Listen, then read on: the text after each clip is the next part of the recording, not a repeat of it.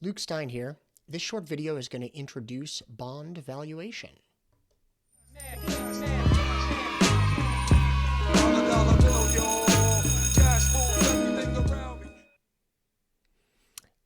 Hi. So as a reminder, a few key distinctions between bonds, which we're going to value in this video, and stocks. Bonds are a financial security, and bondholders are capital providers to the firm who have no ownership interest in the firm. So typically they're going to have no say beyond what's specified in the bond contract over how the firm operates.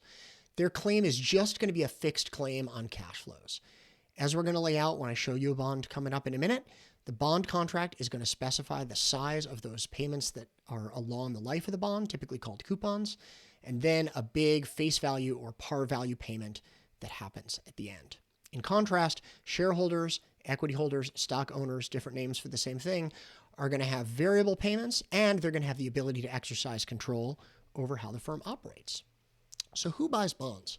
Well, institutional investors of all kinds, including pension funds, insurance companies, hedge funds, as well as delegated asset managers like mutual funds and ETFs, buy bonds on behalf of all kinds of ultimate owners. Generally, most individual investors don't buy corporate bonds.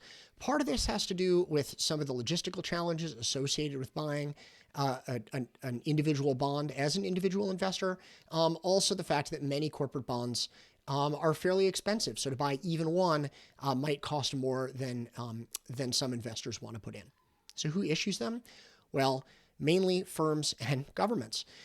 Not only do all kinds of public and private firms issue debt, which trades on the markets in the form of bonds, but governments also do a lot of borrowing this way. Obviously, the U.S. government is a major bond issuer, but municipal governments, local and state, school boards, all kinds of things often issue fixed payment instruments in order to raise money by borrowing on the financial markets. So how do you buy one of these things? Well, they trade both on the primary markets, that is to say, from the company or government that issues them. And when bonds are issued in the primary market, they're sold usually with the help of an investment banker. And anyone who buys one of those bonds, the proceeds are going to the issuer. So for a corporate bond, that would be the firm.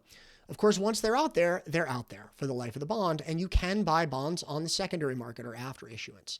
So bonds get traded among investors, and if you buy a bond on the secondary market after issuance, you are not buying it from the firm. They don't get the proceeds of the sale. You're buying it from the bond's current owner, and the proceeds go to them. So a few key terms as we work towards valuing bonds. The maturity on a bond is indicated by the date at which the final payment, typically called the face value or the par value, will be made to investors. That's the date at which the bond matures, and bonds are often described based on the length in the future of the maturity date from when the bond is initially issued. So a 15-year bond is a bond that had 15 years when it was issued. That doesn't necessarily mean that it matures 15 years from today. If it's trading on the secondary market, it may have been around for a while.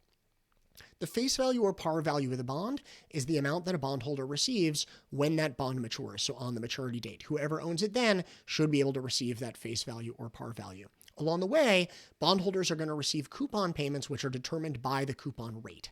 And that rate is only used to determine the size of the coupon payments. It's not the same as the discount rate, sometimes also called the yield to maturity, that we're going to use to value the bond. So using the coupon rate, which is specified in the bond's contract, the contractual language that underlies the bond, we can figure out how big each coupon payment is, and those are promised payments made during the lifetime of the bond.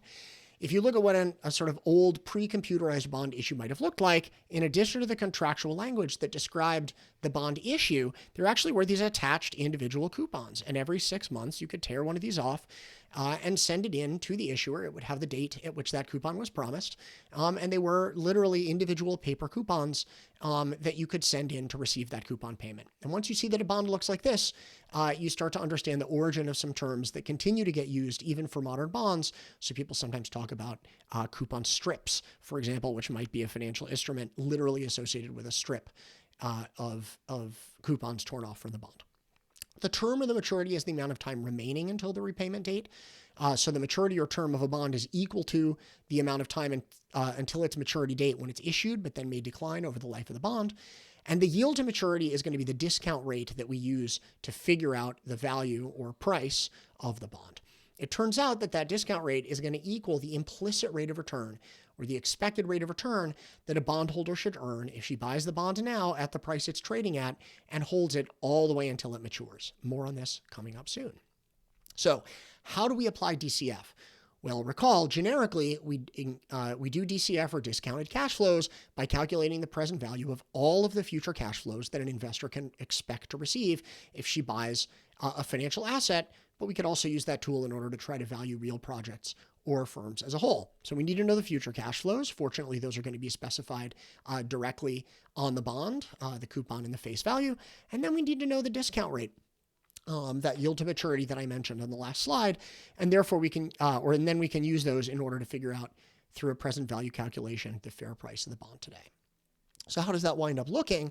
Well, unlike the more general cash flow timeline that I showed you on the previous slide, bond coupon payments are typically all equal to each other.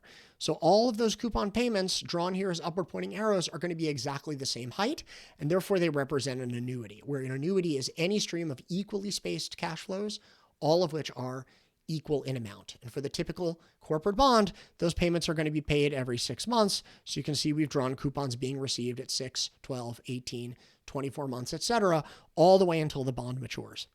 At the end, investors are going to receive a final coupon payment, but in addition to that, they're going to receive the face value or par value of the bond. So those are the two pieces: the annuity representing the value of the coupons, and the single payment received at the end, face value or par value, that we're going to have to discount in order to figure out the fair value or present value of the bond today. How do we actually implement that in Excel? Well, Excel's PV, or present value function, can actually do both of these pieces at once. It can value both the annuity piece by putting in the size of each payment as a PMT, or payment, the number of coupon payments as N, and the discount rate or yield to maturity per period. So that may not be per year, that needs to be per period. And if coupons are paid every 6 months, we need to make sure that that I, or yield to maturity, that's being included is a semi-annual rather than an annual rate. So by putting in the discount rate, the number of payments, and the PMT, or size of the coupon payment, we can get Excel to calculate a present value of the annuity. And if we also put in a future value associated with the face value or par value of the bond, we can get a single PV calculation to spit out the entire bond value in Excel. Now, you can also do this using the NPV, or net present value function. The key distinction here is that you've got to include every one of those N payments. So if you imagine, say, a 15-year bond that pays semi-annual coupons, that's 15 times 2, or 30 separate cash flows that you're going to put in. 29 of them are going to be the same. CF1, CF2, CF3, all the way out through CF29 are going to be just the size of the coupon payments.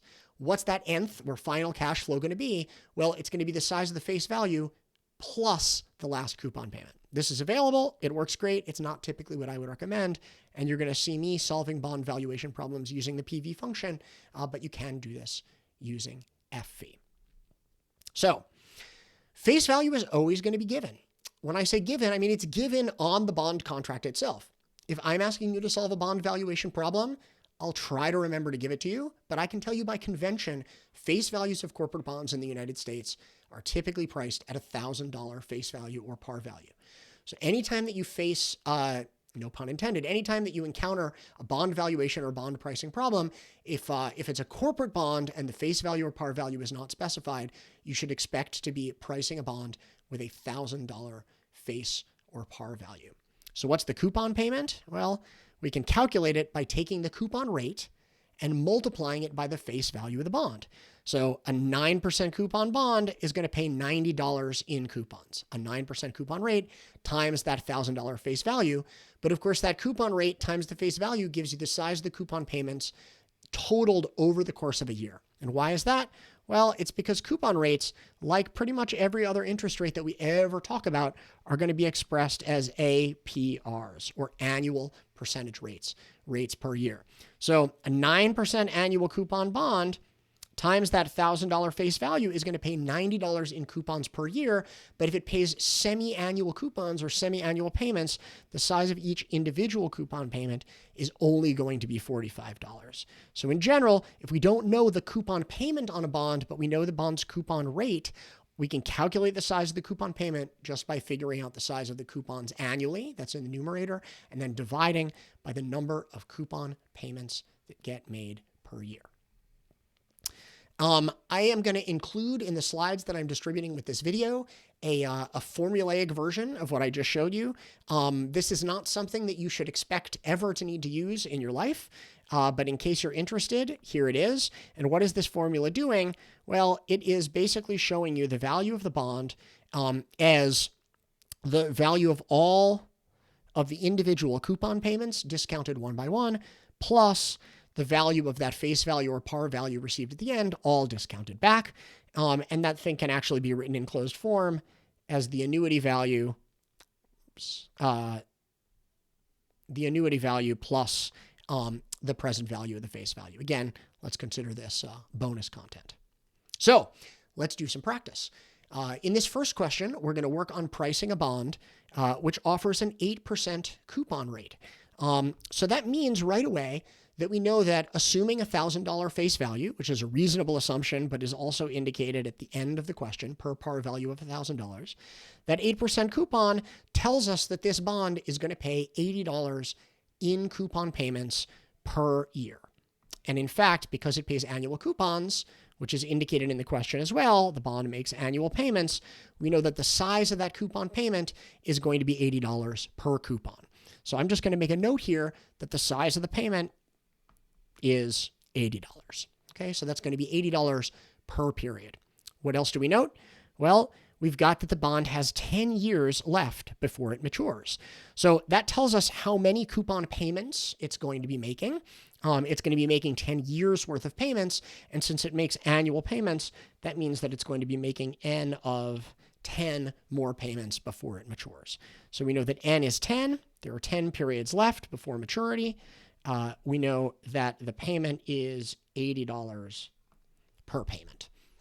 Okay, what about the interest rate that we should be using, or the discount rate? Well, conveniently in this question, we're told that the yield to maturity or discount rate on these bonds is 9%. We're always going to express yields to maturity and other interest rates as APRs, or annual percentage rates. So this means 9% per year. And we need an interest rate here, which is per period, but conveniently a period is a year. So every period that passes, of which there are 10 left, the firm is going to have to be offering a rate of return to its investors of 9%, the bond's yield to maturity. What about FV? Well, that's the future value of the bond. That's going to be the size of the big payment that gets made at the end, the face value or par value of the bond, and that turns out to be $1,000, both as indicated in the question and by convention for corporate bonds in the United States. So what's the present value? Well, that's the thing that we're going to need to ask Excel to help us solve. So let's move over to Excel, and I can just put the relevant numbers right here into a spreadsheet. So if I include I of 9%, I include an N, or number of periods, of 10 periods, I include a payment of $80, and that's per period, but that turns out here also to be per year. I put in a face value of $1,000, and now I want to calculate the present value. These are all going to be inputs, and I can calculate the present value using Excel's PV function, and it's a little bit small to read on the screen, but it gives me a reminder for the order of the arguments. First, it asks for the rate, which is going to be 9%, so I can refer to cell B1. Then it asks for the number of periods. That's going to be 10 periods. Then it asks for the size of the payment. That's going to be $80. Then it asks for the size of the face value or future value, which is going to be $1,000. And I'm always going to ignore this final type argument for bond pricing. So I'm just going to leave it blank. And if I enter this formula, Excel calculates for me that the present value of that bond is $935.82. This by default is rounding to the nearest penny, but if I wanted to show additional decimal accuracy, I could use this number toolbar to increase the number of decimal places or decrease them to round to the nearest dollar. I'm happy to round here to the nearest penny. So this bond is worth $935.82, and an investor who buys it is expecting to receive 10 future payments, 9 of which will be $80 apiece, the final one of which will be $1,000. Suppose that I wanted to use the NPV function. I'm just going to do it this once to show you how that works, and this will also make explicit exactly what that pattern of cash flows is meant to look like. So I'm going to add a table here which shows the period number, and I'm going to start with period 1, where the payment in period 1 is going to be that $80 payment that investors expect to receive in the first period. So that first payment is going to be $80. 1 period from today, a bondholder is going to receive that $80 coupon. Well, what about the period after that? That's going to be period 2. I could type a 2, or I could just refer to the cell 1 above and add 1 to get a number for period 2, and note that the payment in period 2 is going to be the same. It's going to be the same $80. And if I then copy that formula down sufficiently, I'll get the payments in periods 3, 4, 5, 6, 7, 8, and 9, each of which is just referring to the final period, the prior period. In period 10, I have to do something a little bit different, because that final period 10 payment is going to include not only the $80 coupon payment, but also the $1,000 face value. So let me add to it this $1,000 with an Excel cell reference. And you can now see that I've got the entire time series of payments that the bondholder expects to receive: 80, 80, 80, 80, 80, 80, 80, 80, 80, 9 of those, and then 1,080 in year 10. So what's the present value of the bond going to be equal to? Well, it's going to equal the net present value of all of those future payments. And Excel's NPV function gives me a reminder that the first argument it's looking for is the rate. That rate was the 9% yield to maturity. Note, not the 8% coupon rate. We only use that coupon rate to calculate the size of the annual payment or periodic payment, in this case $80. We're going to use the 9% yield to maturity and then follow that with all these payments. In this case, there's going to be 10 of them, and they start with the first $80 coupon and they end with the last $1,080. And if I ask Excel to solve that NPV formula, it should hopefully give me the same at $935.82. Now, one small subtle distinction you may have noted, it's not something that should trip you up, but something you need to be aware of, is you'll note that the PV function gave us a negative number here. It's showing in red. That's kind of an accounting standard as a negative number, to use red and or parentheses to show a negative number. Well, this PV function in Excel always tries to obey what's sometimes called the cash flow sign convention. And the cash flow sign convention recognizes that if investors are going to receive positive $80 coupon payments and receive positive $1,000 face value at the end, they're going to have to pay $935.82 in order to buy that bond. So the present value of the bond, obeying the cash flow sign convention, is going to be a negative $935.82, because the investor is going to have to pay or make a negative cash flow in order to receive those future values, the payments and the face value. The NPV function in Excel, in contrast, does not obey the cash flow sign convention. If you put in positive cash flows, it's going to give you a positive answer. So numerically, these are the same number.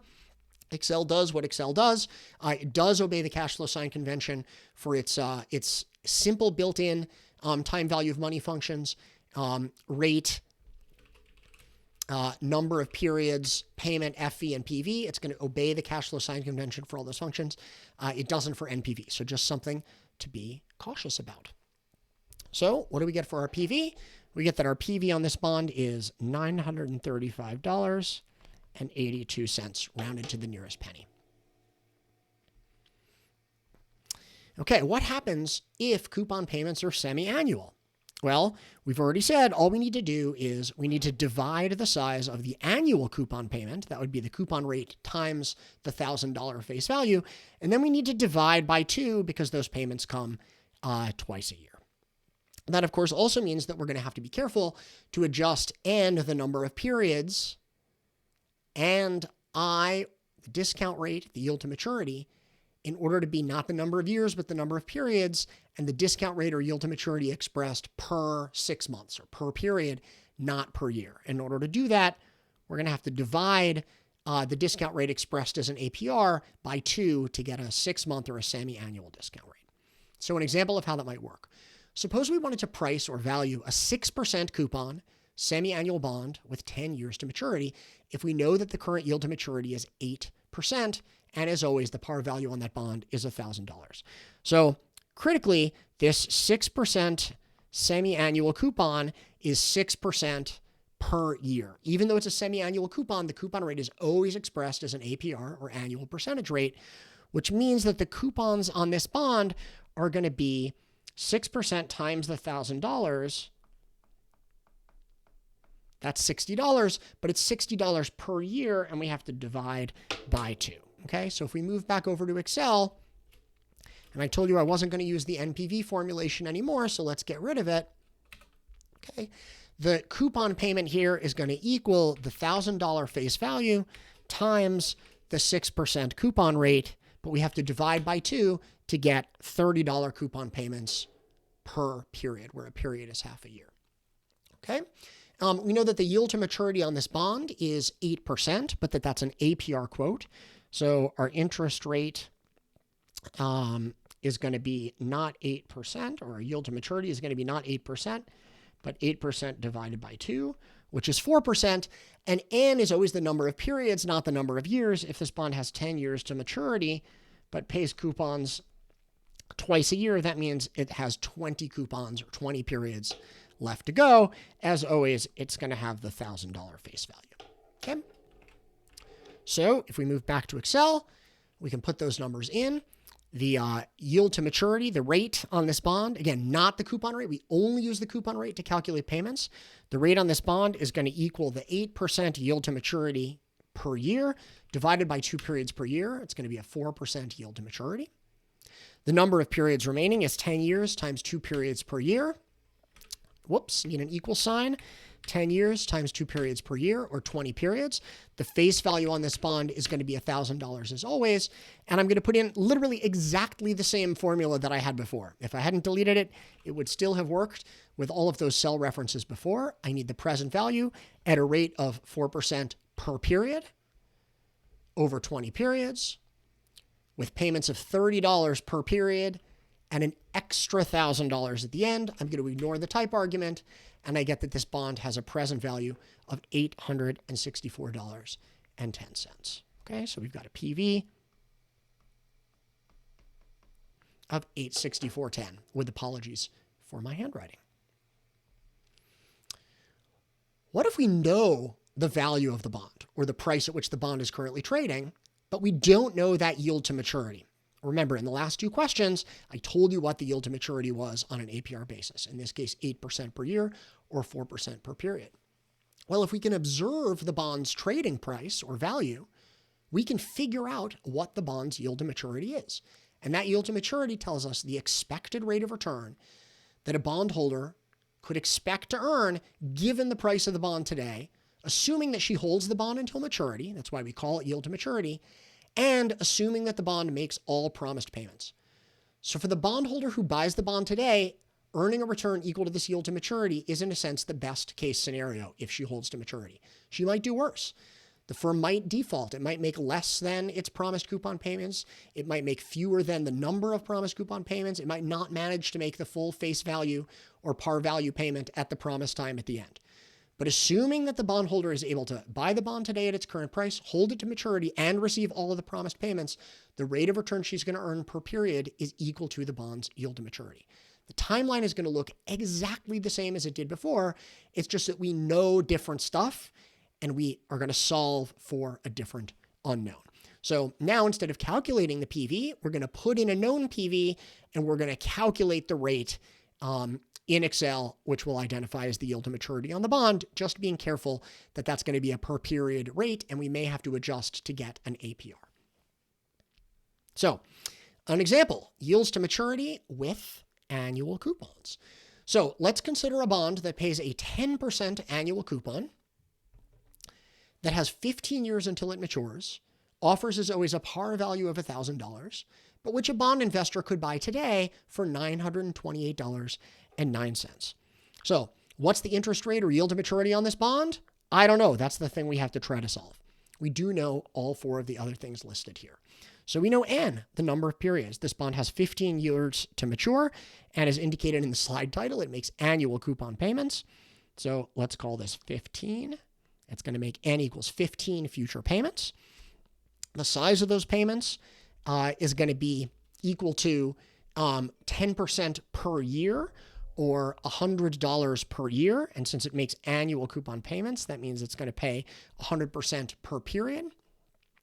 It's got a face value at the end of $1,000, and you can buy this bond today for $928.09. Okay, so let's move over to Excel and let's put those numbers in. We're back here in the same tab. We've got a rate of, I don't know, that's the thing we're trying to figure out. How many periods are there? Well, this was a 15-year bond and it makes annual coupon payments, so it's got 15 periods left to go. It makes a coupon payment of $100 per year. That was the 10% coupon rate times $1,000 face value is $100 per year and annual coupon, so $100 per coupon. It had a face value of $1,000, and the present value of that bond was the price you could buy it for of $928.09. So what do I need to do? Just go up here into the rate cell, and the Excel function I'm looking for is called rate. What am I putting in? I'm putting in the number of periods, that's N per, comma the payment, that's the payment, comma the present value, that's what comes next. Even though it's not the order of my cells, I have to make sure I'm giving Excel the arguments in the order it expects. There's the PV of 928.09, and then the FV, future value, in this case, the face value of 1,000. I'm again going to leave type empty. I'm going to close parentheses. One thing you might note, not only am I going to ignore type, there's an argument over here called guess. If you have been trying to do time value of money math to this point, just using algebra, you're about to find that you're in trouble because it turns out this bond pricing formula cannot be solved in closed form. There's no algebraic solution. What you're looking for here is kind of the zero of a 10th or a 15th degree polynomial. You don't have to understand what I just said, but there it is. And so what Excel is actually doing is it's using numerical methods. It's guess and check and guess and check and guess and check. And if Excel's having trouble, you can always kind of give it an initial guess. We're not going to give an Excel any problems that it has trouble with. So I'm going to ignore the type and the guess arguments. And if I hit enter, am I going to get the yield to maturity on this bond? The answer is no, I'm not. I'm going to get an error. So what happened? Well, as I mentioned earlier, Excel's basic time value of money functions always expect to obey the cash flow sign convention. And the problem that I have here is that I've put in a face value or future value of $1,000 and a present value of $928.09 and a payment of $100.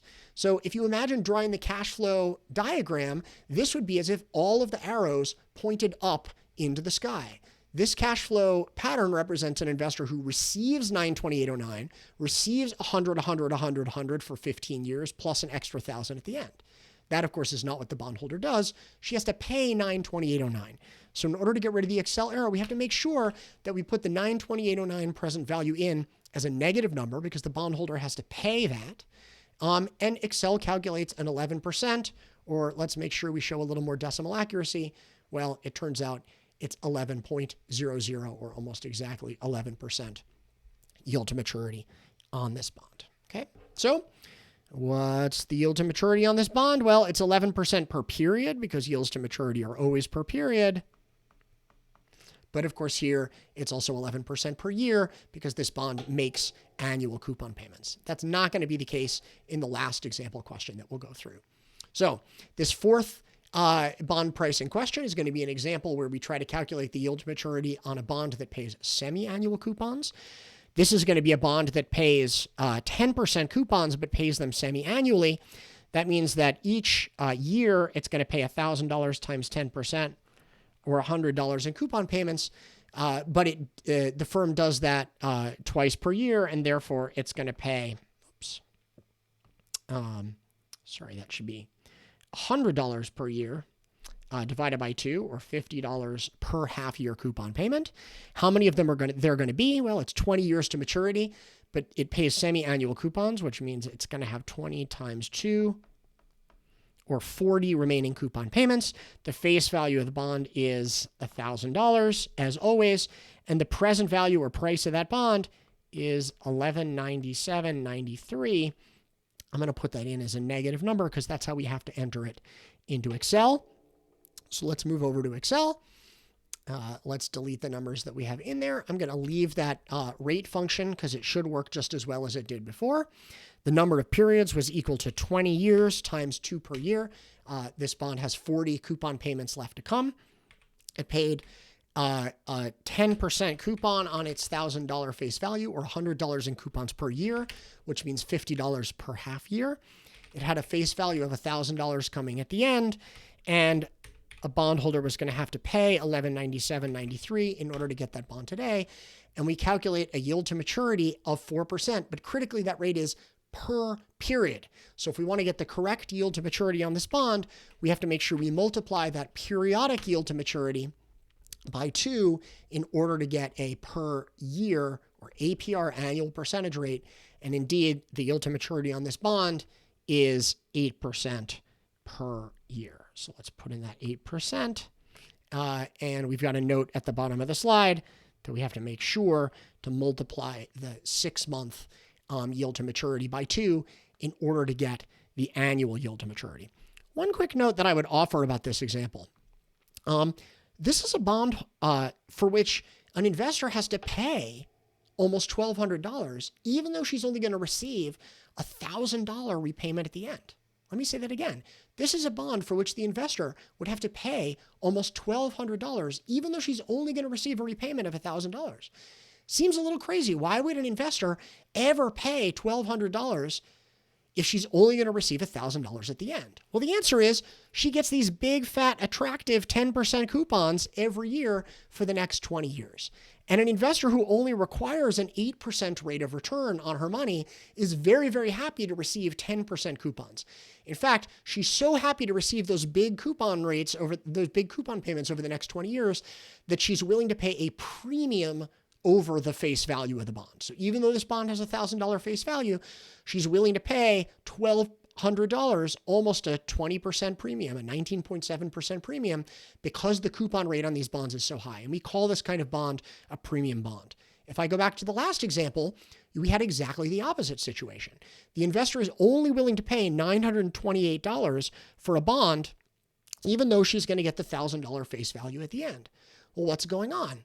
The reason is that this bond only pays a 10% annual coupon, despite the fact that the investor requires an 11% rate of return.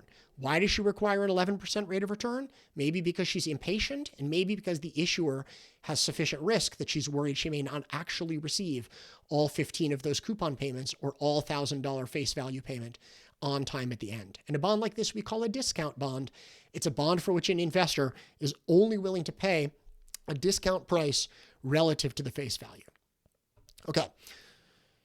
Just before we wrap things up, let me say one thing about what the cost of debt is. So far I've been talking about the rate of return on bonds, the yield to maturity, the rate of return earned by an investor in the bond. But of course, that return to the investor is paid by the firm which issues the bond in the form of coupon payments and ultimately that face value repayment. Well, it turns out that the cost to the issuing firm of borrowing money by selling bonds, the firm's cost of debt, turns out to be equal to the investor's yield to maturity. Yield to maturity is the expected rate of return, which is implied by the current bond price, assuming investors hold to maturity and the firm makes all of those final payments. Bond investors expect the firm to generate this rate of return for them, but that means that that's the cost to the firm of raising money through debt. Now, that turns out not to be exactly precisely right because interest on bonds is tax deductible for the firm. So this is a topic we're going to have more to say about later. We're going to talk a lot more about cost of debt as well as the cost of equity. But since we've introduced the concept of yield to maturity now, I just want to preview that the yield to maturity on a bond is not just the rate of return earned by the firm's bond holders or bond investors or lenders. It's also the cost to the firm of raising money through debt issuance.